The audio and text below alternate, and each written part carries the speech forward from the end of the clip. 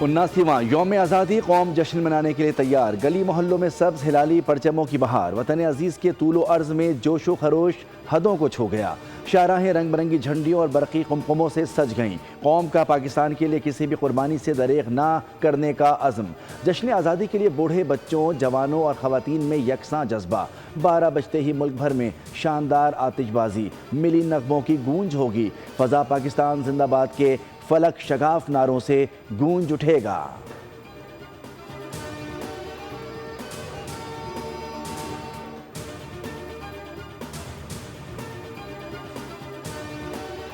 جشن آزادی کی تیاریاں عروج پر، اسلام آباد یادگار فتح کی پروقار افتتاحی تقریب رات 10:04 پر ہوگی، وزیر اعظم شہباز شریف افتتاح کریں گے، یادگار فتح کو دلہن کی طرح سجایا گیا ہے، آتش بازی کا بھی مظاہرہ کیا جائے گا۔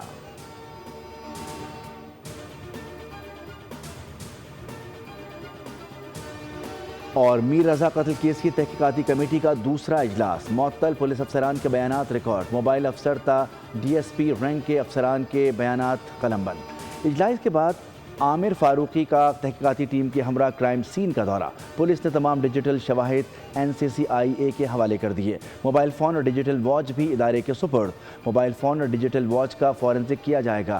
وکیل جبران ناصر بولے اسمارٹ واچ کی کئی روز تک کمیٹی کے سابق سربراہ کے قبضے میں رہی، شواہد میں ٹیمپرنگ کا خدشہ ہے۔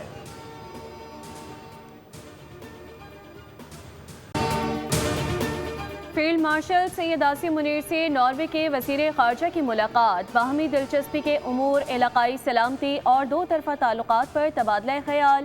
فیلڈ مارشل نے عالمی امن اور علاقائی استحکام سے متعلق پاکستان کا موقف اجاگر کیا، مشترکہ سیکیورٹی چیلنجز سے نمٹنے کے لیے تعاون اور مشترکہ کوششوں کی اہمیت پر زور دیا۔ نارویجین وزیر خارجہ نے علاقائی امن و استحکام کے فروغ میں پاک فوج کے پیشہ ورانہ کردار کو سراہا۔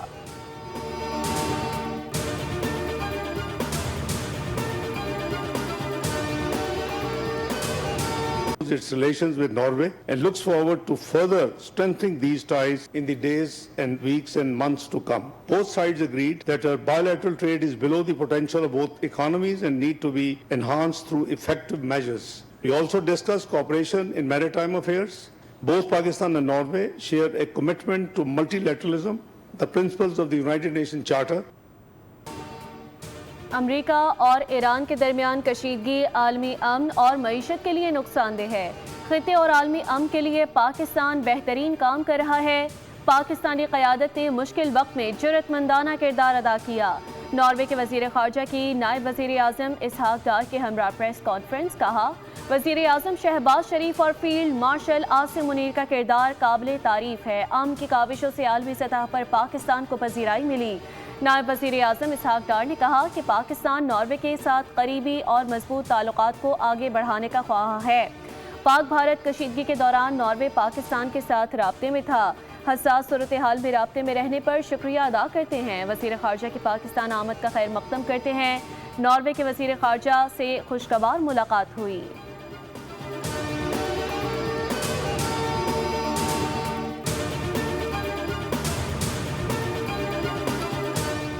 امریکہ ایران جنگ، امریکی فوجی تنگ، اہلکار خودکشی کی کوشش کرنے لگے، امریکی طیارہ بردار بحری جہاز USS ابراہم لنکن سے متعدد اہلکاروں کی سمندر میں کودنے کی کوشش۔ امریکی میڈیا کے مطابق امریکی بحری بیڑے پر خوراک اور بنیادی اشیاء ضروریہ کی قلت کا سامنا ہے۔ دوسری جانب امریکی سینیٹرز نے واقعات کی تحقیقات کا مطالبہ کر دیا۔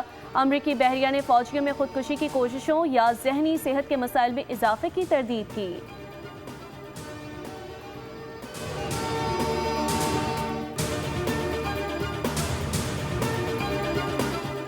ایران تباہ ہو چکا، ایران کے پاس کوئی بحریہ اور فضائیہ نہیں، وہ اب مشرق وسطیٰ کا بدماش نہیں رہا، ہم نے پاسداران انقلاب کو ختم کر دیا، وہ فرار ہو رہے ہیں۔ امریکی صدر ٹرمپ کا دعویٰ، امریکہ کا ابن ہرمز پر مکمل کنٹرول ہے، وہ سمجھتے ہیں کہ یہ کنٹرول برقرار رکھا جائے گا۔ لوگ امریکی بحریہ کی ناکہ بندی کو آہنی دیوار کا نام دے رہے ہیں اور ایران اس آہنی دیوار کے خلاف کچھ نہیں کر سکتا۔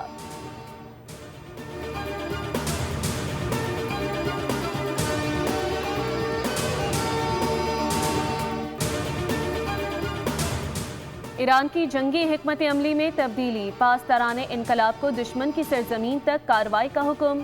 پاسداران انقلاب کے کمانڈر مشیر بریگیڈیئر جنرل محمد رضا نقوی نے کہا کہ ایران اب تک جنگ میں کامیاب رہا، جتنی طویل جنگ جاری رہے گی ایران کو اتنا ہی زیادہ فوجی تجربہ حاصل ہوگا۔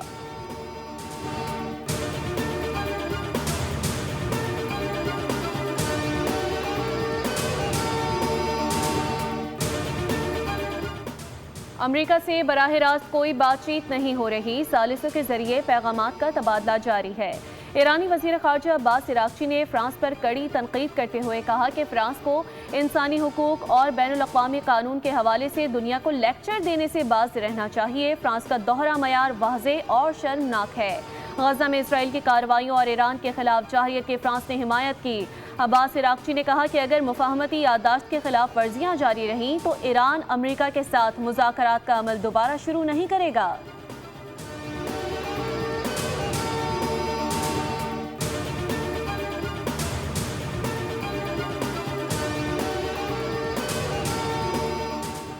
پاکستانی عسکری مہارت، سعودی مالی وسائل اور ترک دفاعی صنعت کا امتزاج، مکہ معاہدہ مربوط دفاعی صنعتی نظام کی بنیاد بن سکتا ہے۔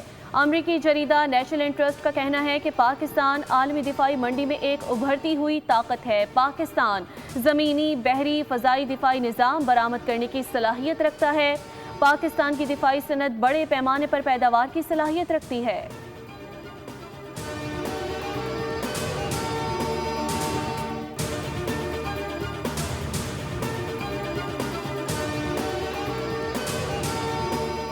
آزاد کشمیر میں حکومت سازی اور نئے انتظامی یونٹس کے قیام کی بازگشت، صدر مسلم لیگ نون نواز شریف نے اہم اجلاس طلب کر لیا۔ ہفتے کو پارٹی کا اہم اجلاس مری میں ہوگا۔ وزیر اعظم شہباز شریف اور وزیر اعلیٰ پنجاب مریم نواز بھی اجلاس میں شرکت کریں گے۔ آزاد جموں کشمیر کے نئے وزیر اعظم کا فیصلہ بھی اجلاس میں کیا جائے گا۔ نئے صوبوں کے قیام، انتظامی یونٹس اور انتظامی ریسیٹ سے متعلق پارٹی پالیسی طے کی جائے گی۔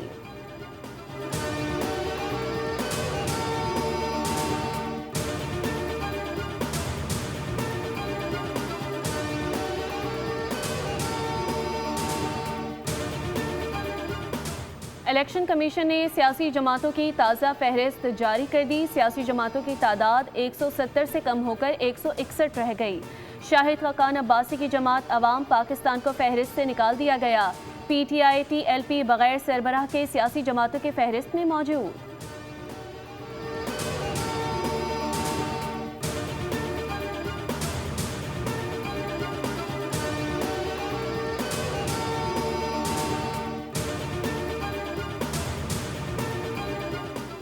اعلیٰ عدلیہ کے ججز کی تنخواہوں اور مراعات میں بڑا اضافہ، پینشن پیکج میں بھی اہم تبدیلیاں۔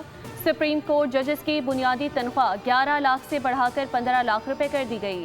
صدر زرداری کی جانب سے اسمبلی کی منظوری کے بعد سپریم کورٹ ججز کی تنخواہوں اور مراعات وفاقی آئینی عدالت کے ججز کے برابر کر دی گئی۔ ججز کی تنخواہوں اور الاؤنسز میں اضافے کا اطلاق 10 دسمبر 2025 سے ہوگا۔ ہائی کورٹ چیف جسٹس کی ماہانہ بنیادی تنخواہ 12,54,000 روپے مقرر۔ ہائی کورٹ ججز کی نئی تنخواہوں کا اطلاق 1 جولائی 2026 سے ہوگا۔